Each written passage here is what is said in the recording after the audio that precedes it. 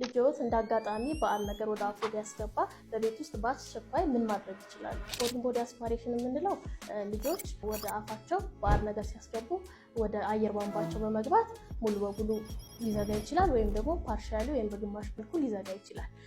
እንደዚህ አይነት እቃዎች ምን ናቸው ልጆች ወደ አፋቸው ሊያስገቧቸው የሚችሏቸው የሚሉት ስናይ ከምግብ ነገሮች ስንነሳ ቆሎ ነገሮች፣ ቡና፣ ፈንዲሻ፣ መጫወቻ ላይ ካሉ እቃዎች፣ ዶቃዎች፣ ፀጉር ላይ የሚደረጉ የባትሪ ድንጋይ ጫፎች፣ ቁልፎች፣ የልብስ ቁልፍ። ምን አይነት ልጆች ናቸው ለእንደዚህ አይነት ነገር የሚጋለጡት የሚለውን ስናይ የመጀመሪያው 3 ዓመት ድረስ ያሉ ልጆች ናቸው። ኮመንሊ የምናየው በሚበሉበት ጊዜ ልጆች እየዘለሉ እየተጫወቱ እየሳቁ በሚበሉበት ጊዜ ለእንደዚህ አይነት ነገር ያጋልጣቸዋል። በተለይ ደግሞ ይሄ ደረቅ ያሉ ምግቦች ለምሳሌ እንደ አፕል፣ እንደ ካሮት ያሉ ነገሮች ከ3 ዓመት በታች በሚበሉበት ጊዜ ለፎሪን ቦዲ አስፓይሬሽን ያጋልጣቸዋል።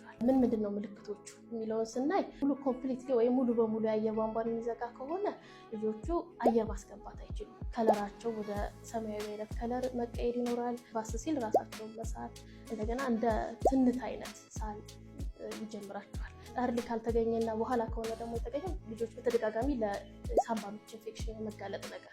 ይህንን ካየን ምንድነው ማድረግ ያለብን? ቤት ውስጥ ልጁ በአል ነገር አስገብቷል ብሎ ቤተሰብ ካወቀ የሚለውን ስናይ ከ1 ዓመት በታች ላሉት ልጆች ባክ ብሎ ልጆቹን እጃችን ላይ እናረጋቸዋለን። ትንሽ ዘቅዘቅ እናረጋልና እግራችንን ሳፖርት አድርገን በዚህኛው እጃችን ጀርባቸውን 5 ጊዜ እንመተዋለን እቃው እስከሚወጣ ድረስ። ከፍ ያሉ ልጆች ከሆኑ ደግሞ ሄሚስ ባሮቨር የምንለው አለ።